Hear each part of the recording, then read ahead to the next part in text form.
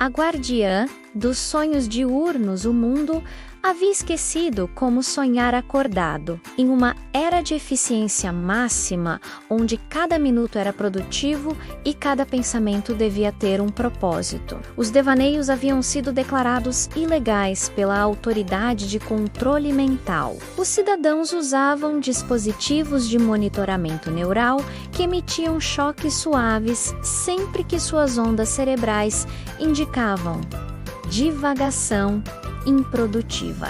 Foi nesse cenário cinza que Elara descobriu seu dom. Aos 16 anos, enquanto todos na sala de aula sincronizavam seus aprendizados via implante neural, ela observava uma mosca zumbi contra o vidro da janela. Seu movimento errático, o modo como a luz do sol filtrada pelas nuvens batia em suas asas translúcidas, Elara não percebeu que estava sorrindo até sentir a picada aguda em sua têmpora. Alerta de devaneio detectado, retorne ao foco imediato, sussurrou a voz robótica em seu ouvido, mas a imagem da mosca se transformou.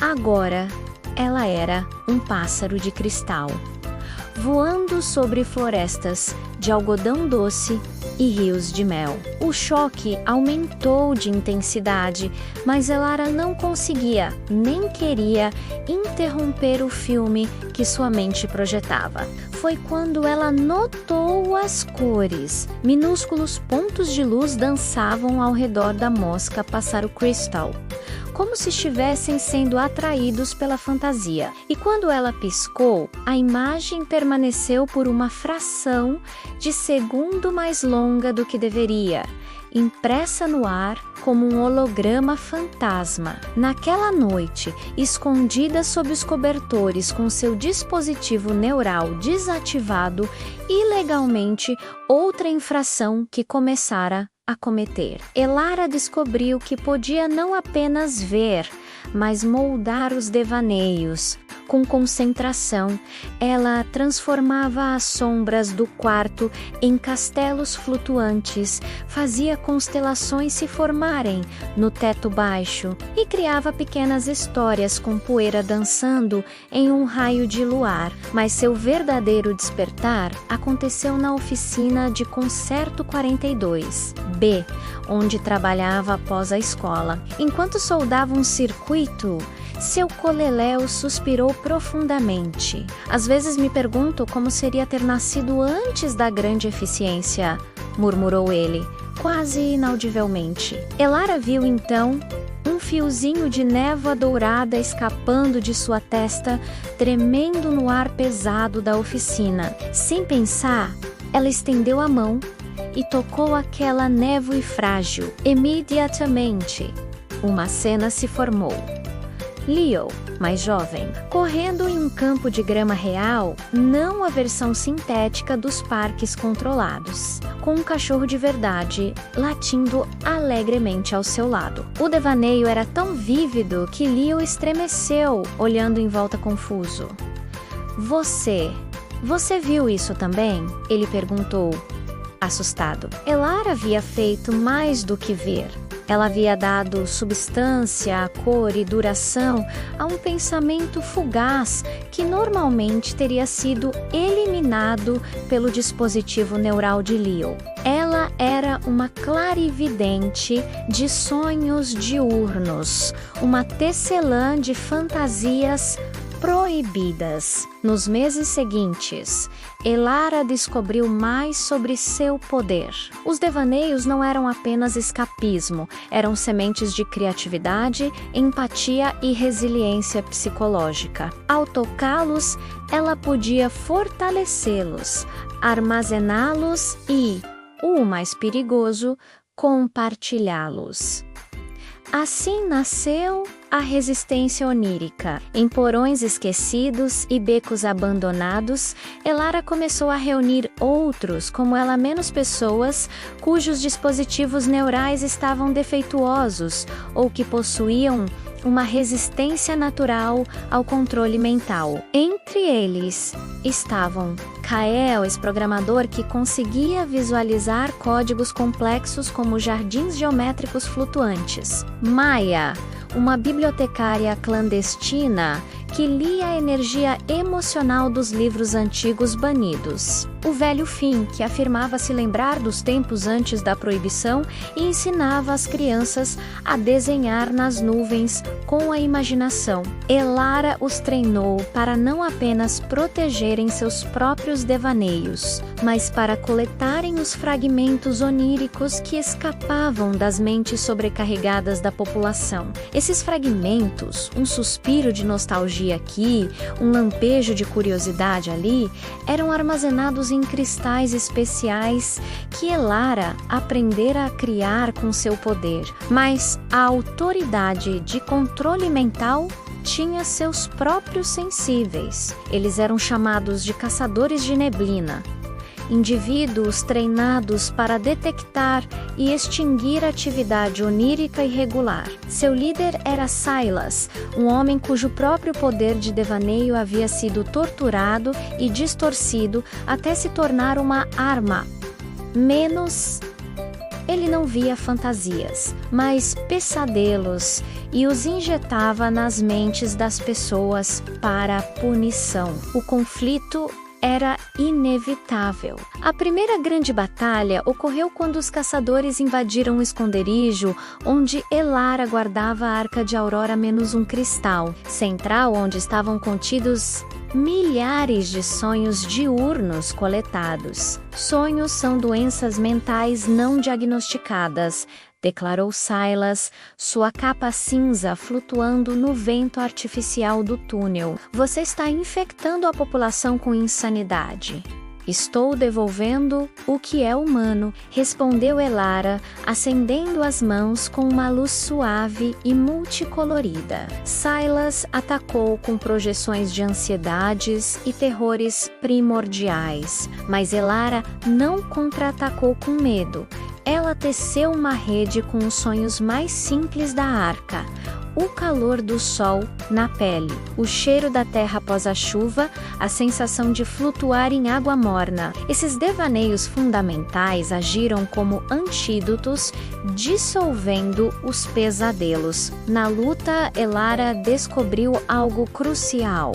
Quando um devaneio era compartilhado, ele se multiplicava, não se dividia. O sonho diurno era o único recurso que crescia quanto mais era distribuído.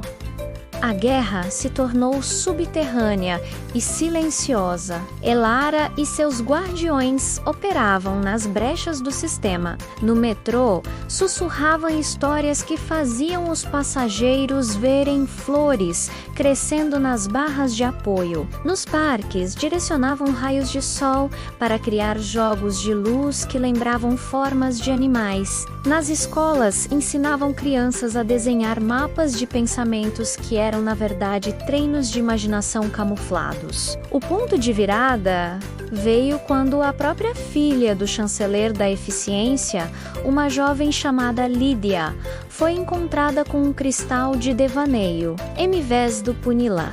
Elara foi convidada ou armadilhada ao centro de controle mental. Ela está definindo, admitiu o chanceler, seu rosto normalmente impávido, marcado por preocupação genuína. Os médicos dizem que é depressão de eficiência menos sua mente, não suporta o constante foco produtivo. Lídia jazia em uma cama, conectada a máquinas que a mantinham viva, mas não acordada. Seu dispositivo neural havia sido desativado.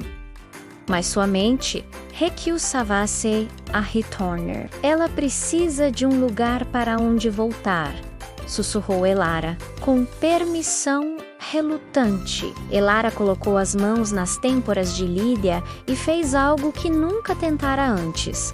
Não buscou um devaneio existente, mas plantou uma semente. Um único sonho diurno, cuidadosamente cultivado. A sensação de ser completamente aceita, amada sem a necessidade de produção ou utilidade. Por dias, nada aconteceu. Até que uma manhã, Lídia abriu os olhos e sorriu. Eu sonhei que estava flutuando. Ela murmurou. E tudo bem apenas. Flutuar, o incidente criou uma fissura no regime. O chanceler não podia negar o que testemunhara, mas também não podia desafiar abertamente o sistema que liderava. Em vez disso, ele deu a Elara uma missão em provar, de forma mensurável e irrefutável, que os devaneios aumentavam a eficiência a longo prazo, mais do que a supressão constante. A solução veio de Kael, que propôs o projeto Fênix. Eles infiltrariam vírus nos sistemas da autoridade, não um vírus destrutivo, mas um que introduziria micropausas não detectáveis nos dispositivos neurais. Nessas pausas de milissegundos, fragmentos de devaneios armazenados na arca seriam liberados. Por um mês inteiro, a população da cidade experimentou algo estranho. Momentos fugazes de beleza inexplicável, lamperos de insight desconexos, suspiros de alegria sem causa aparente. E algo começou a mudar. As taxas de inovação subiram 30%. Os índices de solidão diminuíram. Até os níveis de produtividade nas métricas tradicionais aumentaram, contradizendo todas as previsões. Silas e os caçadores de neblina fizeram um último esforço para destruir a Arca de Aurora, levando a um confronto final no topo da torre de controle neural. Mas quando Silas estava prestes a destruir o cristal central, ele hesitou, pois dentro daquele cristal ele viu refletido seu próprio sonho diurno mais profundo e há muito suprimido. A memória de sua irmã perdida na infância, brincando com ele em um balanço. Todos temos devaneios, Silas, disse Elara, aproximando-se até você. Eles não nos tornam menos eficientes, menos nos tornam mais humanos. O cristal não foi destruído, em vez disso, tornou-se a peça central de um novo acordo. Os devaneios não seriam mais proibidos, mas regulados em zonas de imaginação designadas. A guardiã dos sonhos diurnos e seus seguidores seriam supervisionados, mas reconhecidos como parte essencial do ecossistema mental da sociedade. Hoje, Elara ainda opera na penumbra, mas agora, com um selo oficial, ela supervisiona os primeiros jardins de devaneio, onde as pessoas aprendem a equilibrar produtividade e imaginação. E às vezes, ao anoitecer, ela sobe ao telhado mais alto da cidade, estende as mãos e libera um dos sonhos diurnos mais bonitos da Arca -1. Espetáculo de luzes dançantes que apenas aqueles que ousam olhar para cima podem ver, porque ela aprendeu a verdade mais profunda. Os sonhos diurnos não são escapes da realidade. São pontes para realidades ainda não nascidas. E, enquanto houver alguém para guardá-los, a humanidade nunca perderá completamente a capacidade de imaginar um amanhã diferente. Inscreva-se no canal, deixe seu like para nos ajudar a contar mais histórias como esta e mostre este vídeo para seus amiguinhos. Junte-se a nós na próxima aventura.